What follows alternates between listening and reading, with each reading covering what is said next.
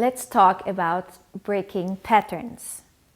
So this is the first time I'm wearing something glamorous and having a baton at the same time in my hand, so I feel a bit awkward because I would never look like this in front of an orchestra. So I'm questioning myself, maybe I should try it out. Maybe I should break a pattern. Now, I often get that question, should I conduct with a baton or without a baton?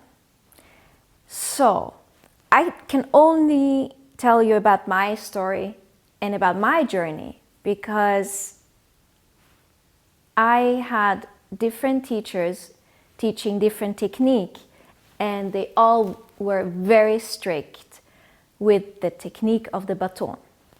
So finally, when I had the feeling after 3 or 4 years of studies, and seriously, I would be that crazy to practice 2 or 3 hours a day with a baton, because it took me so many months, not to say years, to be able to transmit energy and information through this thing.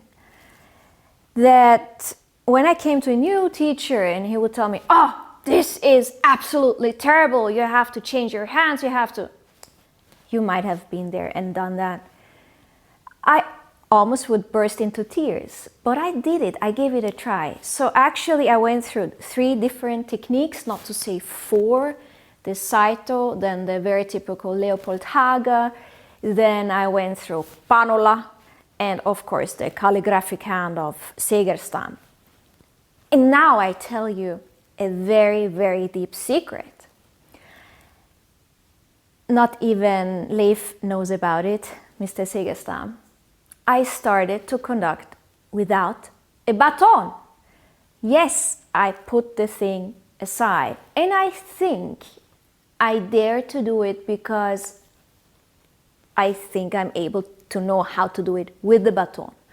So if you really feel you don't want to do it with the baton, and I'm talking specifically about orchestra and opera conducting, I'm not talking about choir conducting, since for choir conducting you really need special techniques to show the consonants, to cut off properly. It's a different matter that I might get into later. But when it comes to orchestra conducting in opera, you have to know how to conduct with the baton, and it needs years of practice, at least in my case. Maybe you're a super prodigy and you were born with a stick in your hand. I mean, amazing. I envy you, but it took me many years and hours of practice, of silence and metronomic practice. And if you know how to use the baton, then I think you can definitely go without a baton for a while. Why not? I tell you the thing about my journey having concerts, huge concerts. Talk about Shostakovich, talk about Dvorak, whatever, Schoenberg, Rachmaninoff, without the baton, is I have a new feeling in my fingers, and I have the feeling I can sculpt much more. You know, I can really grab and do and form, and I don't have to have my hand all the way closed like this. Of course, some colleagues might say you can open up like this, and yeah, but what kind of information do I give then, you know?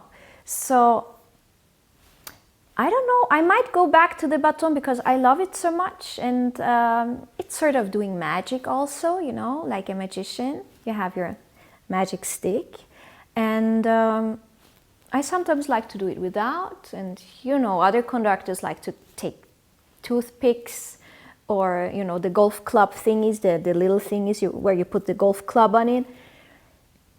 If you know how to transmit music, and if you're secure enough, why not experiment? And if you're brave enough, why not wear something like this in front of an orchestra?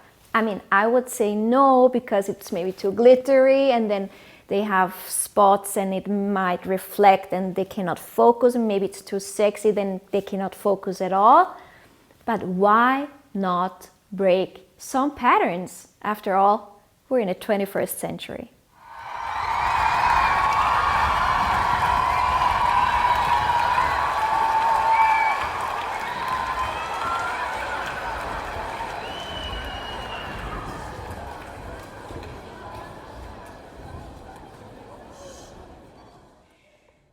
Subscribe.